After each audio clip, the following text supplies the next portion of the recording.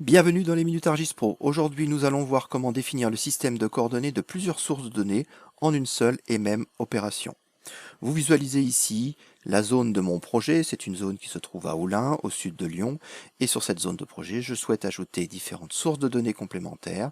En l'occurrence ici, deux fichiers AutoCAD, un fichier de forme au format Esri, une orthophoto au format JPEG et un modèle BIM au format Revit. Je sélectionne ces 5 sources de données et je les fais glisser sur ma carte. Si le système de coordonnées de ces 5 sources de données est correctement défini, mes données devraient s'afficher correctement sur ma zone de projet.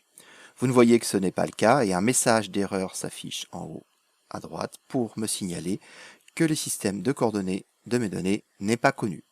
Il n'a tout simplement pas été défini. Je peux le vérifier en zoomant sur ces jeux de données. Ils sont tous cohérents les uns avec les autres, mais ils se trouvent situés sur une zone géographique qui ne correspond pas à la zone de mon projet. C'est tout à fait normal puisque ArcGIS Pro ne peut pas reconnaître le système de coordonnées qui n'a pas été fini sur ces sources de données. Je vais retirer ces sources de données de mon projet et je vais utiliser l'outil qui dans ArcGIS Pro permet de définir, de renseigner un système de coordonnées. Cet outil, définir une projection, je vais l'exécuter par lot pour pouvoir, en une seule opération, affecter le même système de coordonnées à mes 5 sources de données. Je vais sélectionner chacune de ces sources de données ici dans mon outil.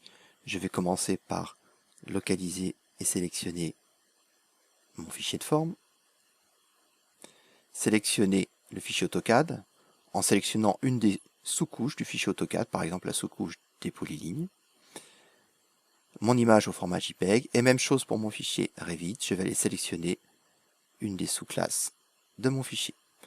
Il me reste à sélectionner la projection, en l'occurrence donc la projection Lambert 93, qui est commune à l'ensemble de ces sources de données. L'outil va s'exécuter rapidement puisqu'il va simplement définir la projection, c'est-à-dire créer le fichier PRJ et l'associer à chacune de ces sources de données.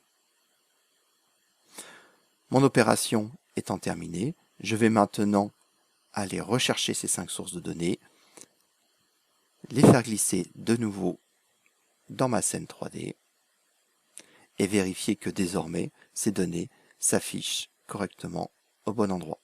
Et si je cadre ici sur un des jeux de données, je m'aperçois que dorénavant, je suis bien sur ma zone de projet au sud de Lyon et que j'ai l'ensemble de mes couches qui s'affichent correctement dans ma scène.